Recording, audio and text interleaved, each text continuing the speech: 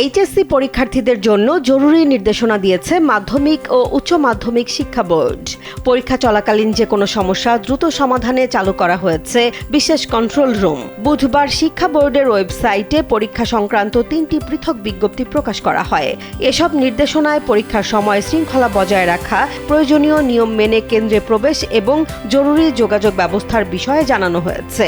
Board জানিয়েছে, HSC পরীক্ষা উপলক্ষে ঢাকা শিক্ষা বোর্ডে একটি কন্ট্রোল রুম চালু থাকবে। Presenting Walton Crystal Series. Switch to premium. Switch to Crystal.